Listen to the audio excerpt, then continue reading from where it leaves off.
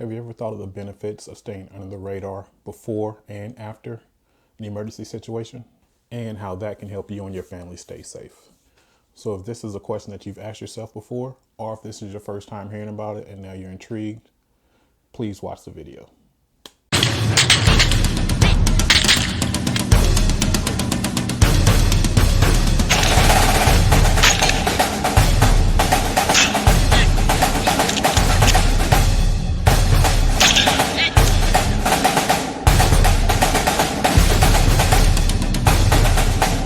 Hi, I'm Ryder with Tactical Trash Pandas. I'm a certified firearms and tactics instructor, and we provide you with the tactics, techniques, and procedures for everything that life brings your way. All right, so let's get started. So if you're like most people, you never even heard of the gray man concept, or gray man theory as some like to call it. And that's probably because that's the point of it. So let's just read a few definitions of gray man online so we can kind of get a framework of what we're talking about here. So it says here, the gray man is a person who moves around our periphery of our awareness without creating any stimulus. This makes that person invisible for all other practical purposes. This was October 2nd, 2013. Okay, the next one here says, the mannerisms of the gray man are subtle, quiet, and reserved, walk the same pace as the surrounding crowds, notice the things they notice, and react in the same way they would react. Okay, blend into the group by inciting the herd mentality, even if the very thing that is causing the disruption are their fault. All right, so those two are kind of how I like to think of it. You'll find other people online that use it more with spies and tradecraft or SHTF events. So another way I like to think of it is if you guys ever played the game Assassin's Creed. I'll try to insert a clip here, but you kind of, when the guards are looking for you, just kind of blend in with the crowd by sitting down on a stool, or just in some of the older games. I haven't played in a while, but you blend into the crowd to kind of go unnoticed before you commit your assassination mission. So that's a good way to think about it. And so now that we kind of have a framework of what it is, who would this be useful for? In reality, it's useful for everyone. At some point in your life, there might be a time where you don't want to stand out. You don't want to bring attention to yourself. It could be you're trying to hide from someone. It could just be you don't want to be bothered. So, okay, why would you want to be the gray man or woman? So in the context of this video and this series of videos, the gray man is going to be a person that is prepared, but you don't want everyone to know that you're prepared because you don't want to draw attention to yourself before, during, or after an emergency situation. During the emergency situation, you don't want to have to deal with people that you can't handle. That's, let's say, not in your tribe. It would be nice to save everyone, but there's only so many resources that you can personally carry on yourself to do that. And also, if you're too busy helping everyone, you can't get off the X and get out of the situation. Now, when would this be applicable? I would say it's always applicable. You should kind of always have a plan, in my opinion, just in case something goes wrong. Now, you don't have to have a full out 2020 plan. They're riding outside the door, every day. But you do need to have a plan such as, hey, if I get a flat tire, I have a spare, I know how to change it, things like that. All right, so now that we kind of covered that, we're going to kind of go over some things on how to be the gray man. So a couple of things that are common that most people agree on. One, you have to create a baseline. And a baseline is kind of knowing yourself and the environment you're going to be in. So I can't dress up in a full tux and go to Southeast DC Navy Yard and just roam around in the middle of the day. I'll look out of place.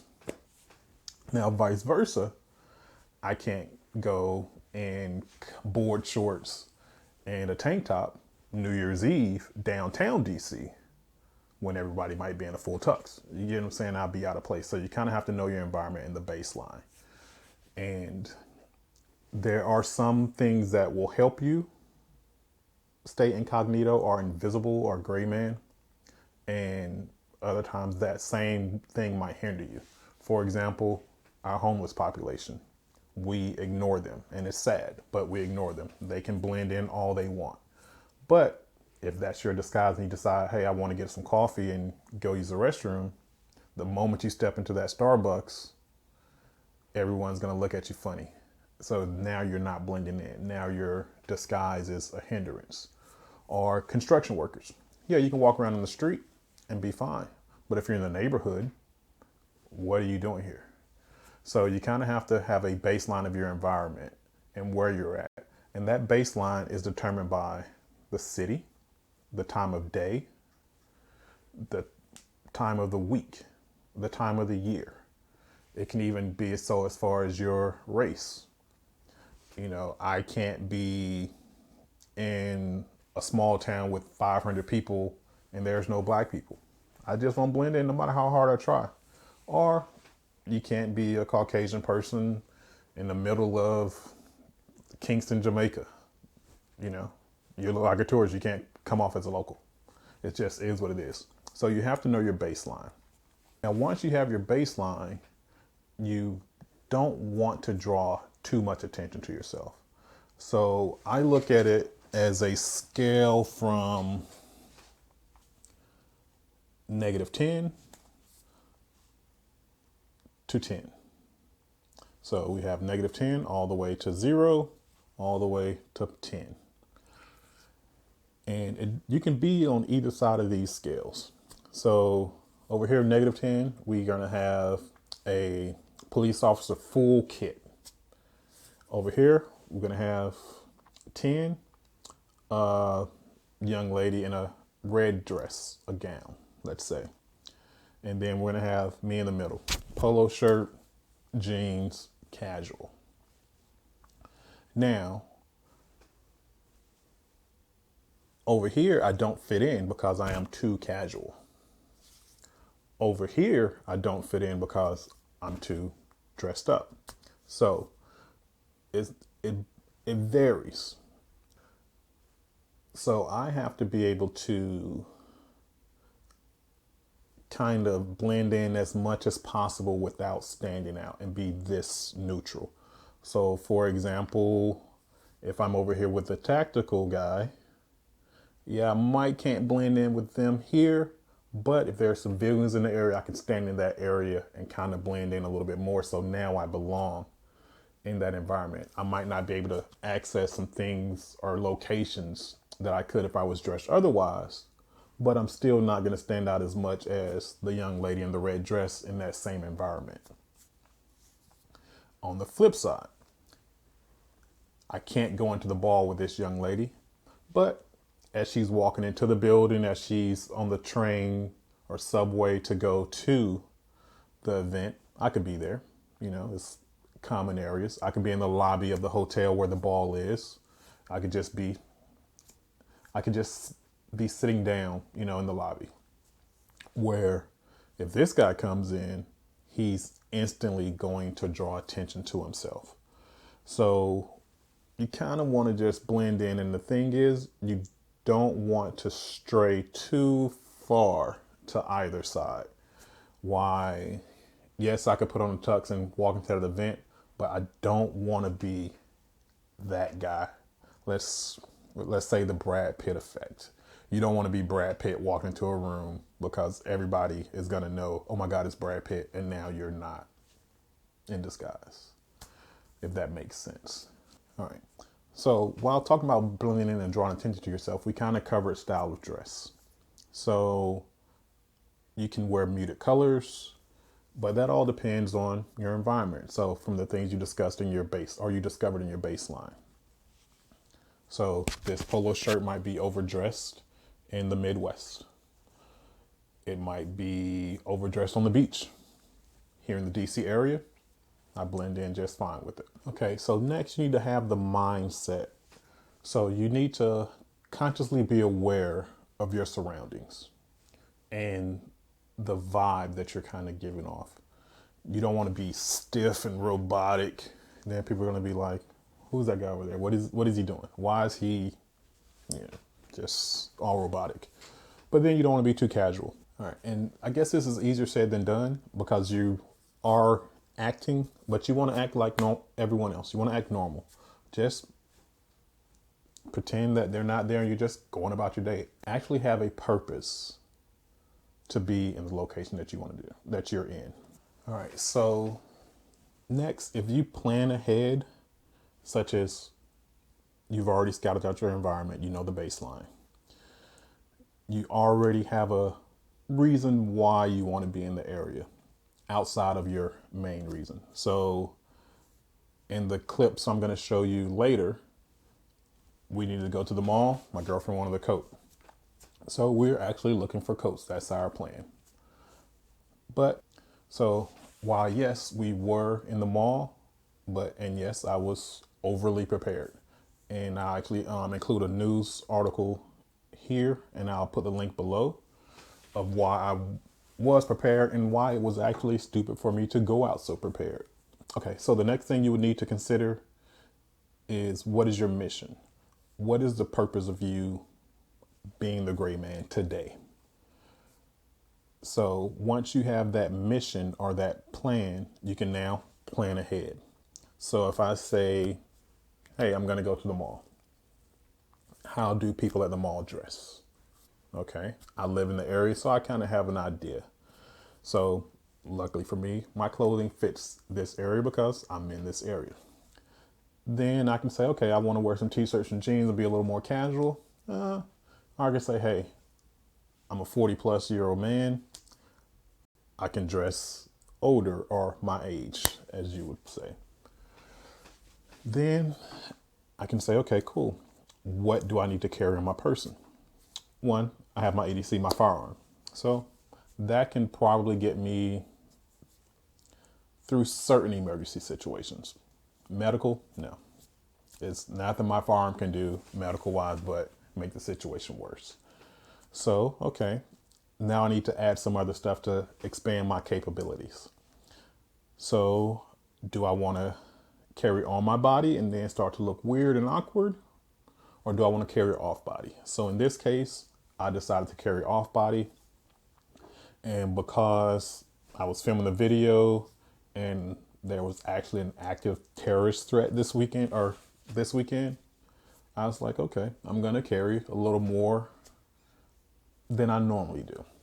So that means I need a bag. And so now that I have that framework of what my mission set is, now I can go and start developing a plan and putting my gear in place to accomplish that plan. So now once you have all that in place, now it is time to execute your plan or your mission, whatever you wish to call it.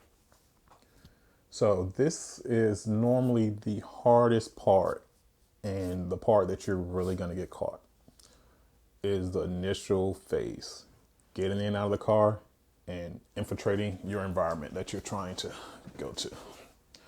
And actually the funny thing is, this is when my girlfriend was super afraid and nervous. So we proceed into the mall, we walk around, and I'll show you the gear that I've had with me. And once again, I'll say, completely stupid, don't do it. I did it for you. You don't have to do it. After the first security guard passed us, 2 cops passed us, and she realized no one pays attention because we're blending in. And truthfully, no one really cares. We as people assume that everyone's looking at us, but other people are so consumed in their own minds that as long as we don't give them any stimulus to kind of put us on their radar, we can go right past them. Now, this doesn't always happen with women. Guys are going to check you out.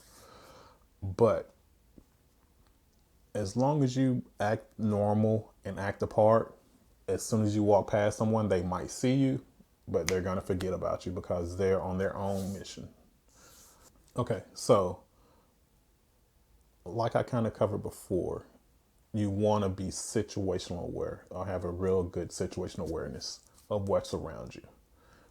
You don't want to end up, let's say in my case, I don't want to end up walking into a Victoria's Secret or Forever 21 because guess what? I don't fit in that location, even though it's in the mall. Now I don't blend in, I stand out. Also, if you pretend that you're being watched, because you probably are in today's society, there's cameras on you always. So if you pretend that you're being watched and then just act normal, you won't draw attention to yourself. So I'm not just going to dart here, dart there, and dart here because while yes, the people walking around might not notice me, the eye in the sky, the cameras in the mall, they'll notice me and might think I'm stealing or whatever the case might be. So act like someone is always watching you because 9 times out of 10, you're being watched. So just act normal and you'll go on the radar and they'll never pick you up. So the reason I did this was 1, for content for this video, but 2 is if you want to develop a skill, you need to practice. So this was a good way for me to practice this skill and keep practicing. I've done it before. I've had to use it in real life situations, in country and overseas. And it's something that you can use while traveling. Now that we kind of went over what a gray man is, I'm gonna put up the clip that I was telling you about earlier. I believe it's CNN, about how there's a terrorist threat here in DC at malls.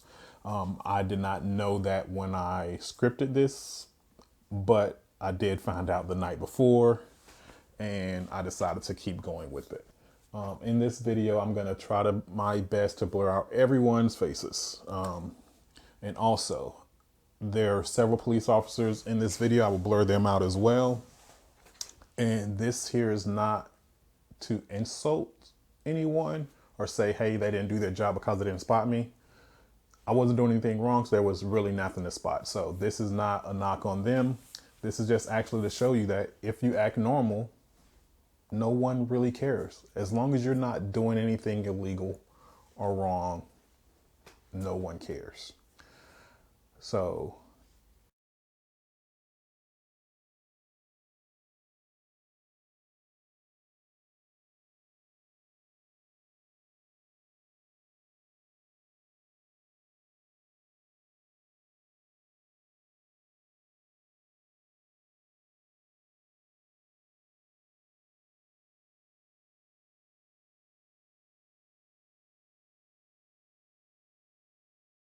enjoy the video. And after that, I'll give you the firearms terminology of the day.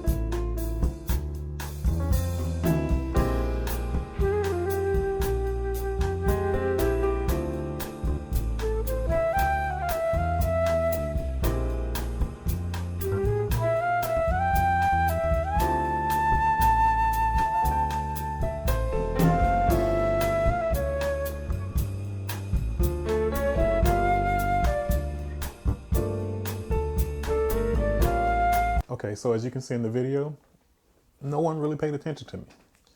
And I'm gonna insert a clip of me coming home from the mall and dumping my gear out. So there's no RSO safety check today because I was actually out and about. My EDC was loaded and my AR pistol was unloaded, but magazines were in the bag. So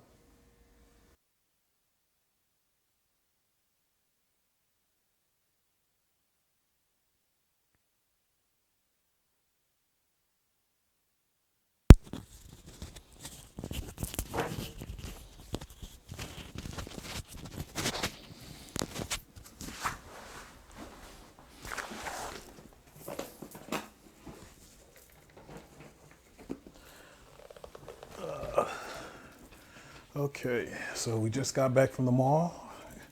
I'll put the video footage in right here. So I'm going to actually show you today's date. Let's see if we can get this on here.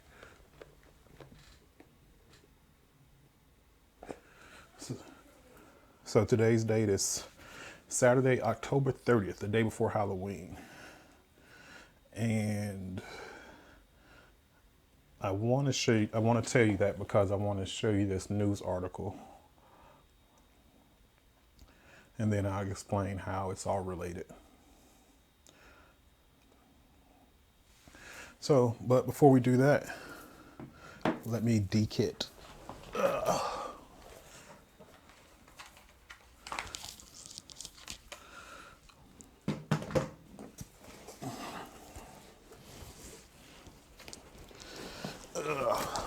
And in my bag here, let's go here. We have a set of low pro plates, and shout out to Guns Out TV. If you don't have any of their merch, go to their merch store, check it out. And here we have a cummerbund. Get it out of there.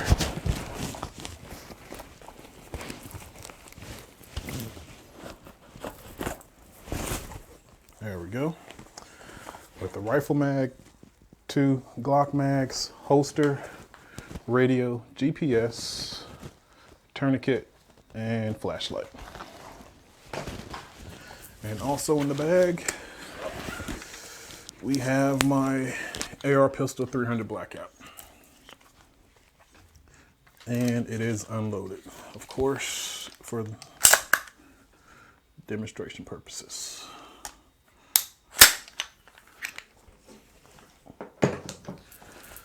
And we had an extra magazine there for the rifle, and we had 2 spares. Now, on my EDC, it is actually loaded. We have a magazine in, and it is hot, and we have a spare. So we have a total of 2 15-round mags, 2, 17-round mags, and 4 30-round mags for the AR. So now let's move on to the word of the day. Blank. As the name suggests, there is no bullet in a blank. Instead, the round is loaded with black powder so the gun will still fire. Blanks are often used on film and TV sets to start a race and for military training. Okay guys, thanks for watching. Hopefully you enjoyed this video. Please like, share, and subscribe.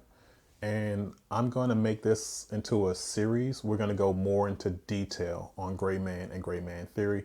So if this interests you, please follow along. Have a good day, stay safe, and train whenever possible. If you haven't checked out last week's video, there's a link in the upper right hand corner. See you next week.